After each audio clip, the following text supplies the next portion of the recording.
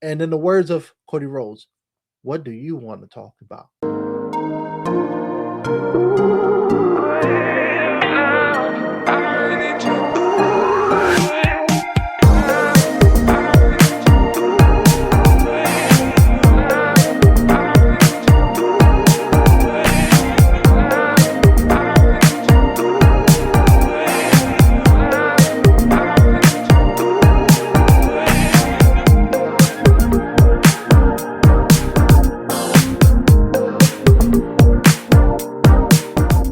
Ladies and gentlemen, my name is not Paul Heyman.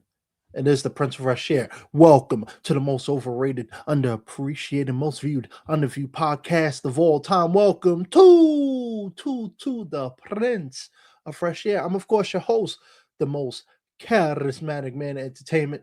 I got 4 letters, 1 word, yeet. I am back. Welcome to another episode, 2026. We kicking this thing off. It's been far too long. It's good to be back behind the mic, behind the camera again, to entertain not only the masses, but the millions of people watching around. So, thank you for tuning into the episode. I'll be rocking out solo because I don't want to go in between too many episodes without giving you quality entertainment. So I am here to shine and put a smile on your face and also entertain you. So, we got a great show going on. The snow tried to catch me. I got sick, try to hold me down. But you can't hold down the most charismatic man. It just can't happen. I don't care what the booking is that Triple H does. You can't hold me down. Speaking of booking, we're going to be talking about a lot of stuff in this episode. A lot of things are going on in the entertainment industry, especially sports entertainment. So we will be talking about a lot of stuff going on. And I'm gonna break this down because I want to give everybody something to listen to. So, we're gonna break this off into different parts. But the first thing is first is I want to talk about a lot of things that's hard hitting right now in the WWE and the UFC TKO group. And I want to first start off talking about WWE because there's a lot going on. The Royal Rumble 2026 just happened. A lot of comments. John Cena's, retirement is officially, done.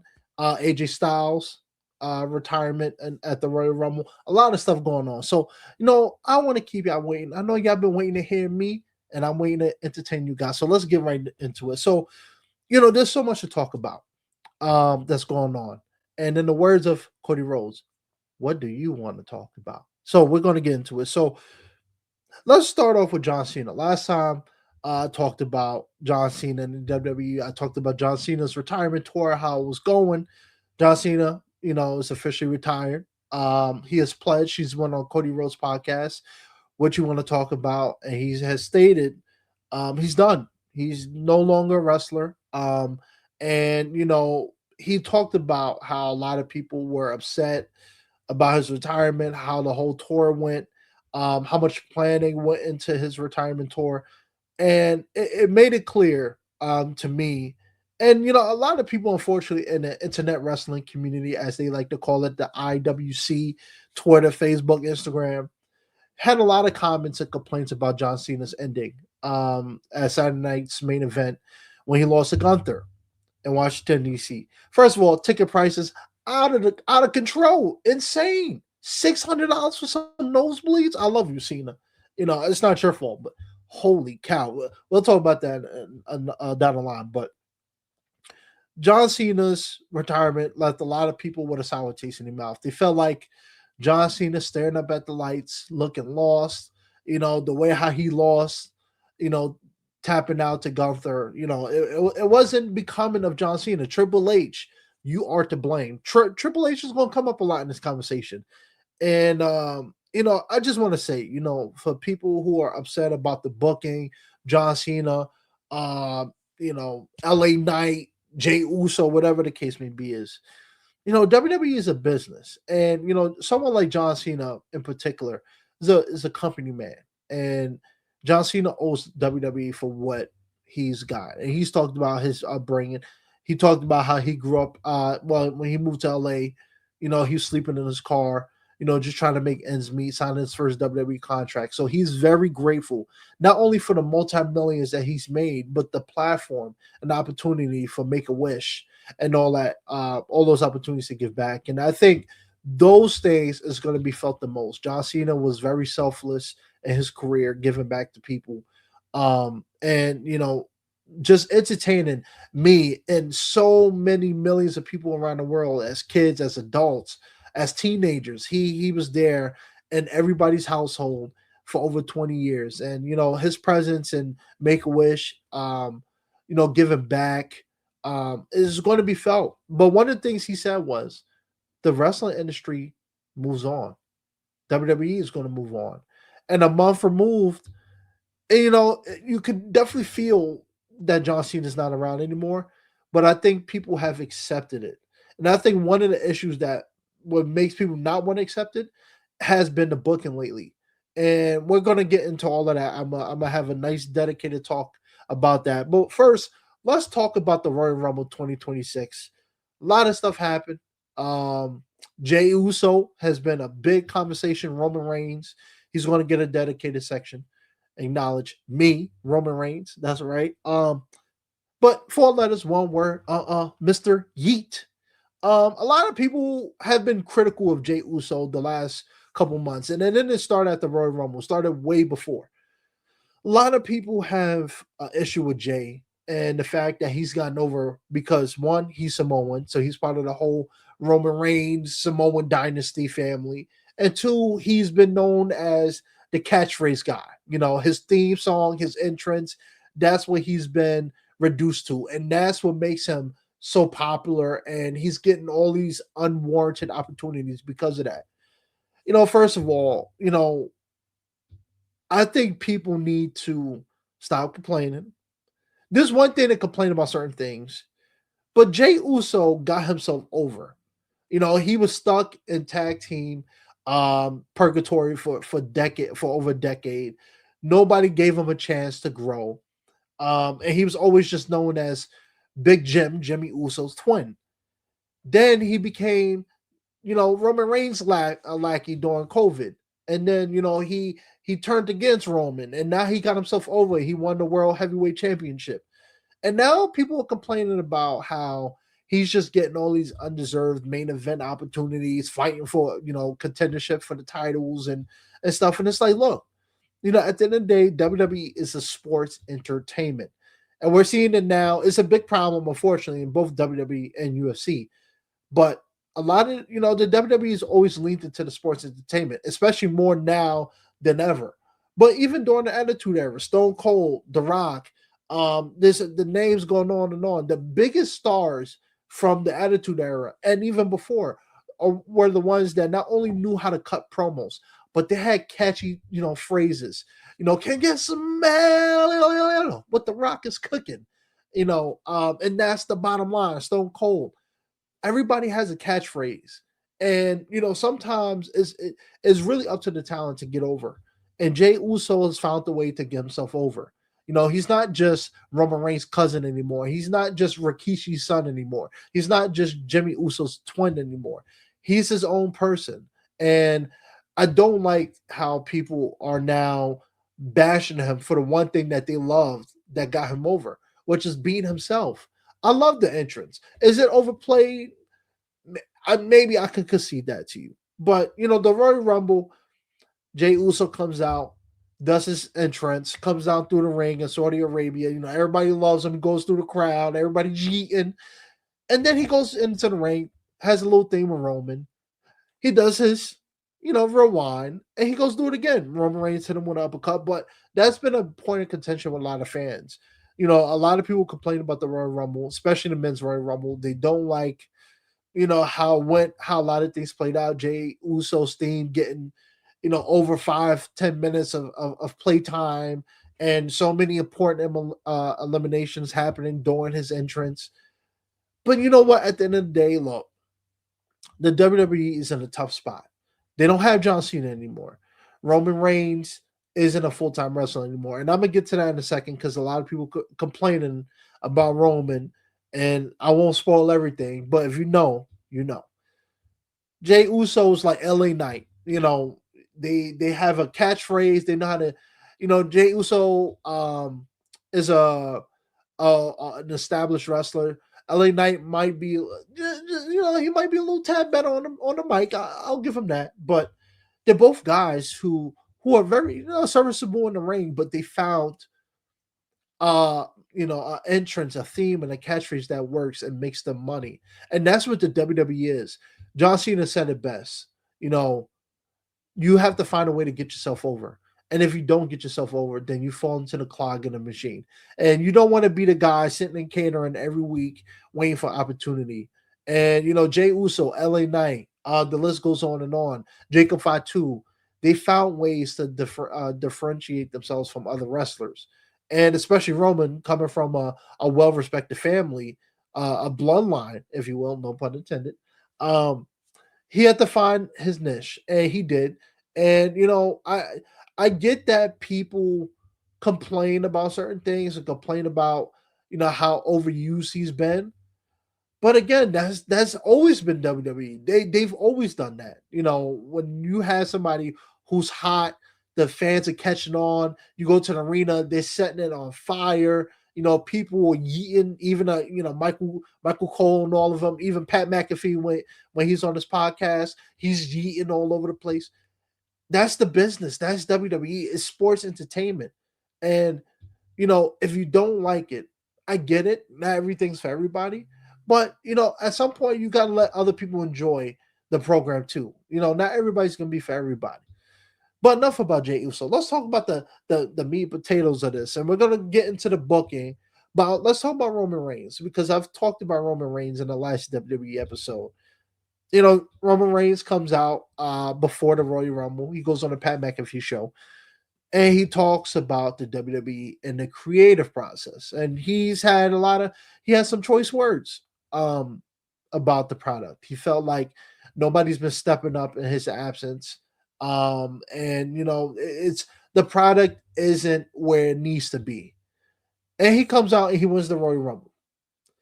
People, not everybody's upset, but you go online, you see a lot of people, Bleacher Report, all these different outlets, typing up articles as we speak, complaining about the Roman Reigns issue.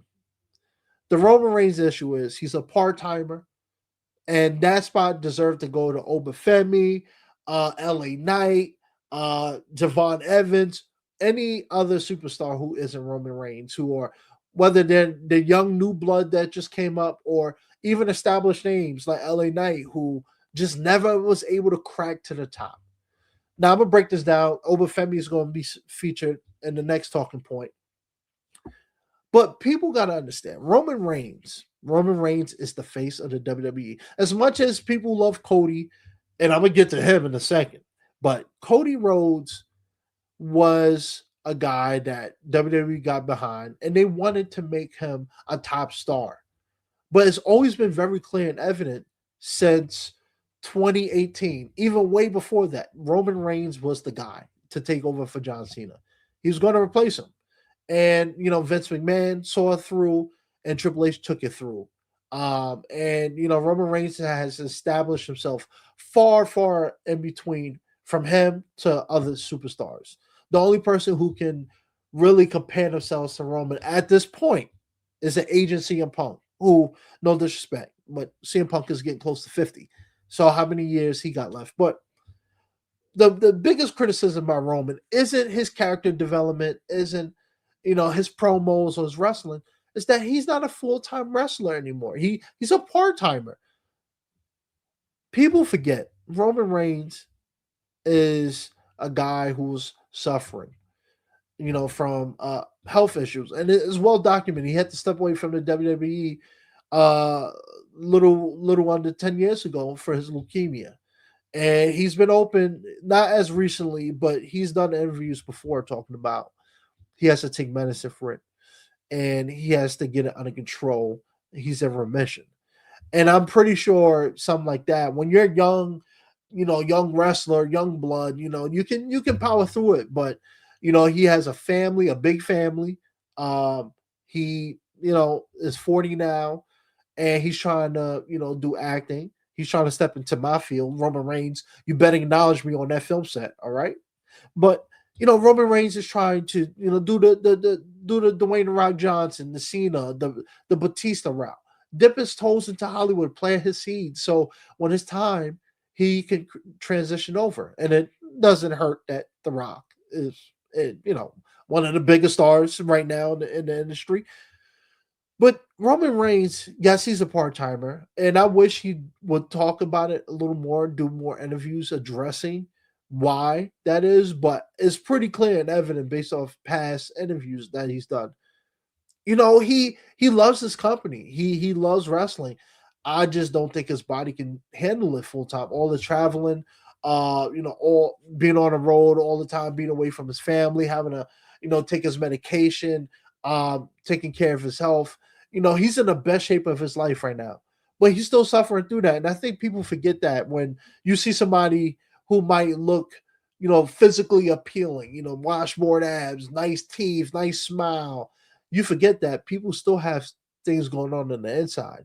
And, Roman Reigns is someone who's going through that. And I'm sure he's getting a handle on it. He has a handle on it, but I don't think he can handle a full time WWE schedule at this point. Like I say, he's 40 years old. So, he's still got many years left. But at some point, like Cena said, you get to a point where you're slowing down. And especially if you already have pre-existing health conditions, that definitely has to take its toll on you. So, Roman Reigns definitely deserves to win the Royal Rumble, and I'll tell you why. Obafemi and all of them, and that's how I'll get to them in a second.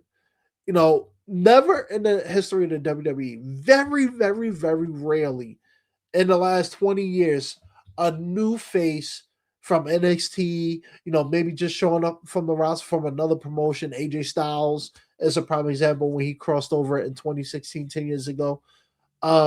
They very rarely ever win the big one right off the bat. Very rarely. And, they will showcase them, give them a chance, because to go from, in the case of Obafemi, Javon Evans and a Trick Williams, to go from NXT, and they're big popular stars, but to go from that to the big show, to the major show, and win the Royal Rumble, maybe, in the case of Oba, the first time he's on the main roster, for them to only a couple of weeks to a month, that's a lot of pressure. And you want to build them up to the main, audience, because not everybody know who Obafemi is, or Trick Williams, or Javon Evans. Now, everybody knows LA Knight is, but the problem with LA Knight is, we're going to get to him in a second, but Roman Reigns is the face still. Cody Rhodes might be the top star in terms of, full time, but Roman Reigns is still that guy. When the WWE wants, something big done, they send out Roman. Yeah, they'll send out Cody when he's the champion, but when Cody isn't champion, they rely on Roman Reigns now that Cena's gone. And, Roman Reigns has stepped it up. I'm sure, people watched the Raw with him and CM Punk when he chose CM Punk. Cut one of the best promos he's ever done in his life. One of the most entertaining segments recently between two guys without wrestling. And it really set the stage for WrestleMania. And that's what the WWE cares about. They care about the storytelling, but they also care about the top dollar. The bottom line, they're still a company. And so for them, they look at WrestleMania like, people are going to be paying good money, expensive tickets to go see this event. What main event sells? What gives them, what makes people want to spend their hard-earned money to come see our product? As much as I like LA Knight, I don't think him and CM Punk would be a WrestleMania headline worthy match. So Roman Reigns is the star. He's the draw. CM Punk, still a draw. One of the best promo guys of all time, easily top 3. And CM Punk is up there in age. He's pushing 50. So why not let them build the storyline, because they have the history with the Shield, the pipe bomb, and so many things. That sells. That makes money. That sells tickets. That put butts in seats. So Roman Reigns is going to get that nod regardless. But at the end of the day, until the WWE is ready to push somebody to take over Roman's place, Roman Reigns is going to be that guy, just like Cena was that guy. Last year, one of the common complaints was, When John Cena's around, they know how to book. But when John Cena's not available, he's not around, the shows don't do as well. And that's partly because Roman Reigns wasn't part of the show either. Seth Rollins is out with an injury. A lot of our favorite guys are no, a lot of them are older. And in the case of LA Knight, a lot of people want to see him get that opportunity at the main event. Why has LA Knight not won a world championship or the WWE World Heavyweight Championship? Why? Same thing with Jey Uso. LA Knight has established himself with his catchphrase, with his name, with his entrance. His promo work is top notch. But LA Knight has a problem. The problem with LA Knight is one, he botches a lot on the mic. His wrestling isn't, and the same argument with Jey Uso. They're not exactly the most dynamic people in the wrestling ring. He has more of like a Stone Cold esque moveset, and he's also 41. LA Knight definitely deserves a chance. I'm not disputing that at all. But from a long term booking standpoint, from a business standpoint, yes, it would be nice for LA Knight to win the World Heavyweight Championship or the WWE Championship. But long term booking wise, he's not seen on the same pedestal as a Cody, as a Roman, as some of these other top stars. Randy Orton. Randy Orton is another one a lot of people complain about the booking about. But I want to jump too all over the place. But at the end of the day, Randy Orton is another one who definitely deserves the 15 WWE World Championship, title reign. But he's 45. The WWE they're in a place where they don't know where they want to go, in my opinion, because they still rely on Roman. Now that Cena's gone, they still rely on Roman as the main eventer. And they got their pieces, the Jays, the Codys, and all those people, but they don't know exactly who they want as the major star yet to replace Roman, who to start building up to replace him. Obafemi looks like that type of guy, but only time will tell. Speaking of time will tell, let's talk about the major issue going on with WWE. So every week, whether it's a pay per view, a Raw, SmackDown, people complain about the booking. AJ Styles retirement at Royal Rumble. People don't like how that match ended. They don't like the send off that they gave AJ Styles, and so many things. Let me talk about AJ first, and I'll talk about the booking. AJ Styles, on a quick note, one of the greatest of all time. Career is solidified. His what he's done in wrestling will never be uh, lost in the memories of fans, and he will always be regarded as one of the greatest crossovers, aka wrestlers of all time. Now, his retirement wasn't exactly the most ideal. It wasn't the greatest or the most phenomenal. See what I did there, right? But AJ Styles, I don't think we're going to see the last of him. We might see the last of him in WWE, maybe, but I think he'll have one or two more matches in TNA where it all started. And I know people expected a more grandiose exit for AJ at the Royal Rumble, but truth be told, AJ Styles has made it clear last year and the year before, hey, I'm up there now. I'm getting up there. I'm 50 years. I'm about to be 50. My body can't handle this anymore. I want to retire.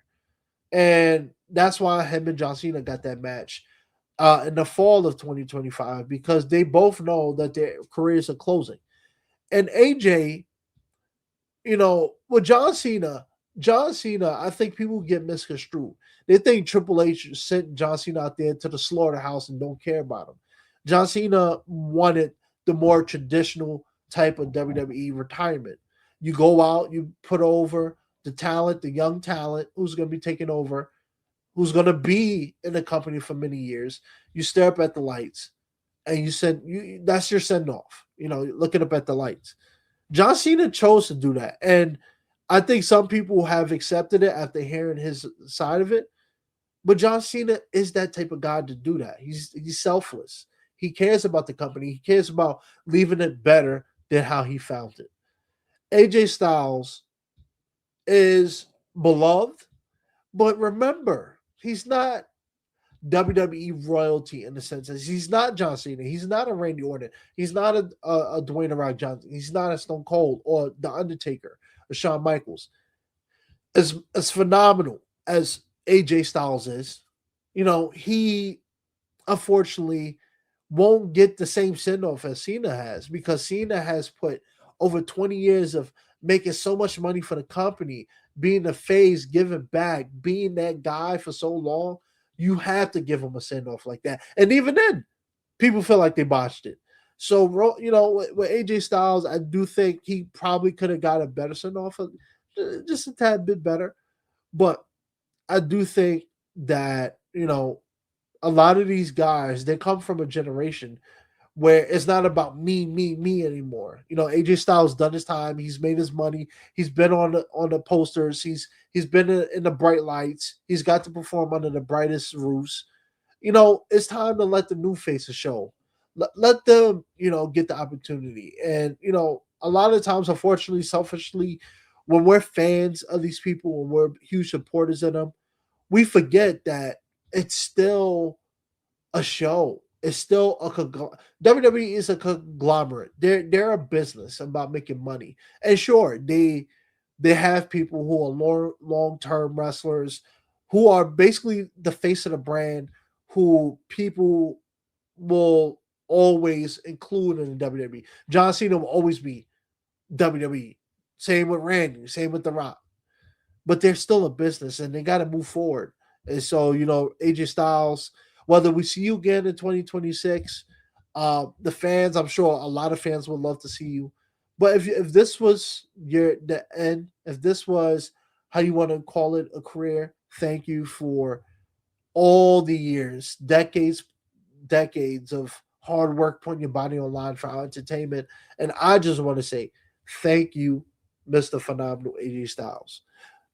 But let's talk about the booking. Like everybody's been waiting for. Everybody wants to hear me talk about this booking. Triple H. A lot of people have a lot of comments about Triple H, how he hasn't been the greatest since Vince. People thought he was going to come out and upsert Vince and do so much better than Vince ever done, which he has. I will give Triple H's credit that Triple H has made the product more social media friendly, family friendly, but also pop culture friendly. He knows that at the end of the day, WWE, the formula that worked before, the big muscle up guys that look like Dave Bautista, John Cena, those days are gone. We're seeing the Javon Evans, we're seeing the Trick Williams, we're seeing, the Luchadors, Penta. We're seeing more different body shapes and sizes. We're seeing more athletic gifts going on. Montez Ford jumping over the top rope like he's just getting out of bed. The WWE is more about entertainment than it is about the sport right now. And a lot of people don't like how Triple H has been handling the creative, but he has been in tune with, okay, how do we grow the brand? You partner with commercials. You put he's been doing the commercials on the canvas. A lot of people don't like it, but that's just the nature of the beast. He's working with influencers. Logan Paul is the prime example, but he's working with influencers, rappers, iShow Speed, names goes on and on, celebrities, to partner up together to expand the brand.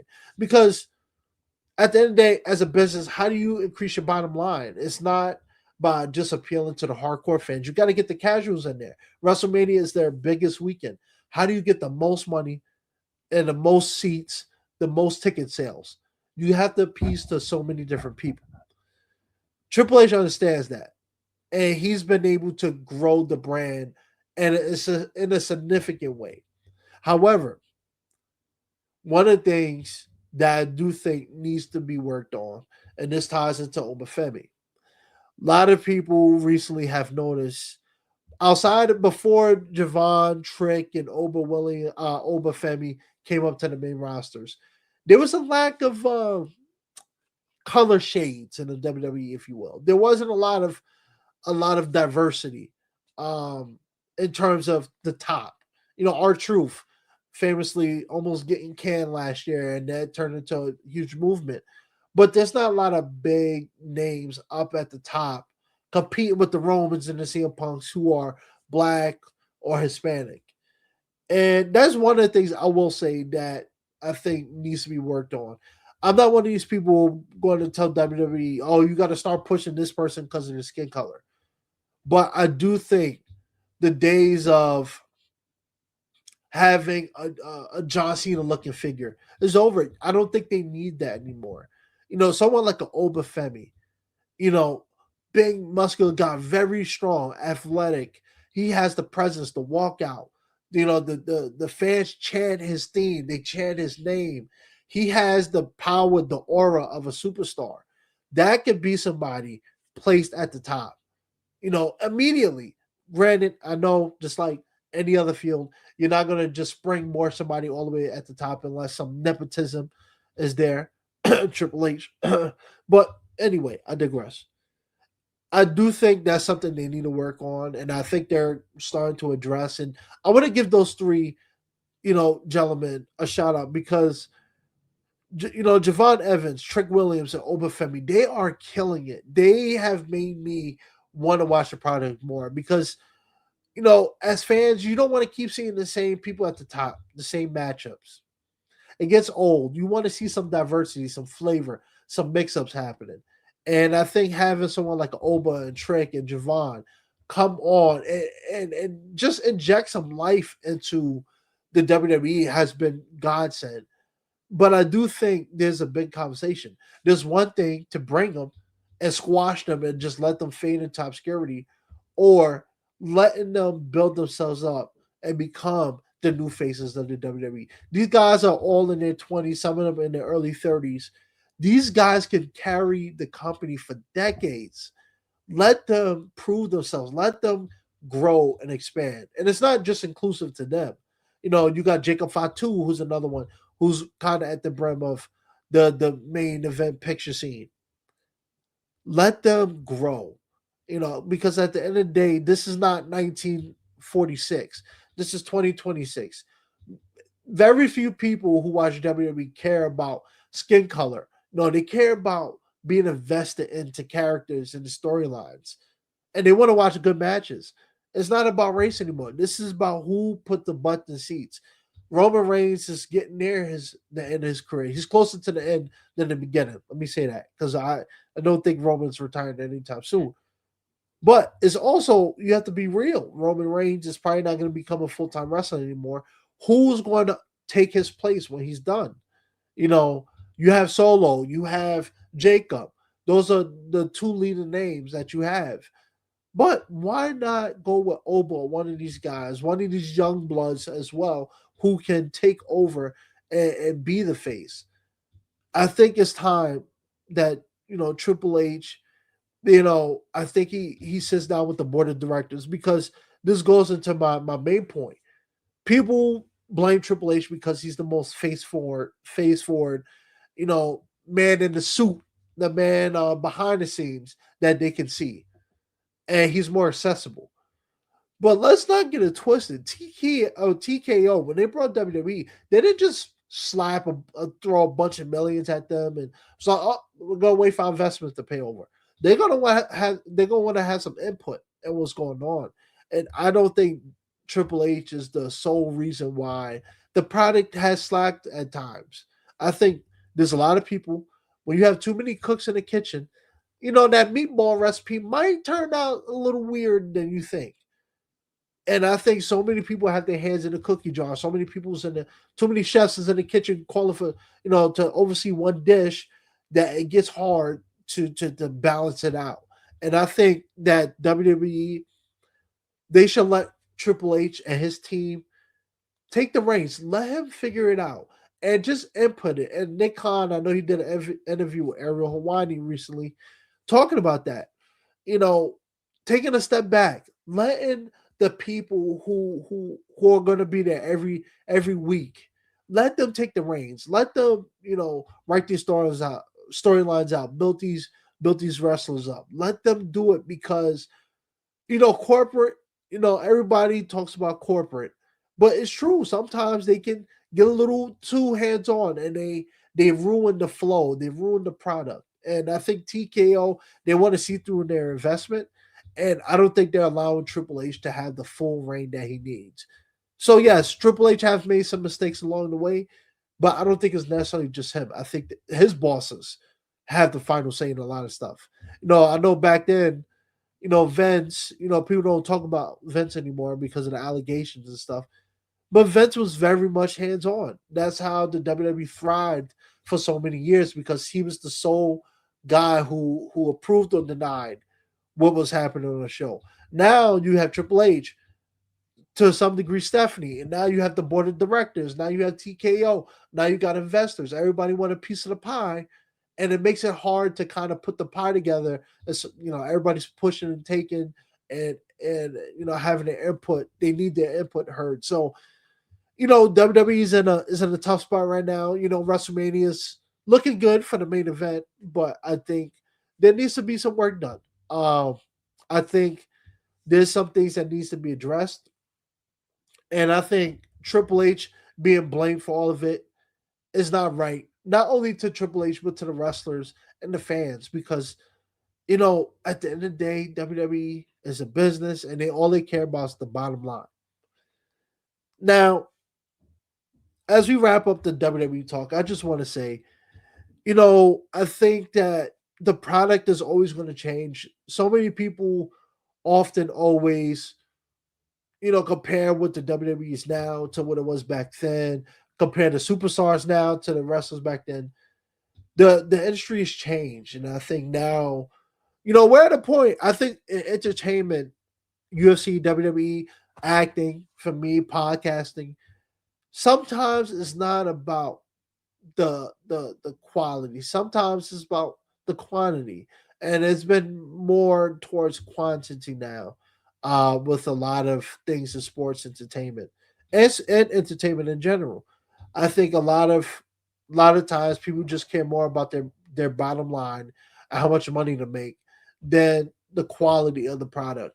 And WWE is always going to have their ups and downs. You're not going to have a 365-day year where everything is high. You're going to have the pitfalls. You're going to have the shortfalls.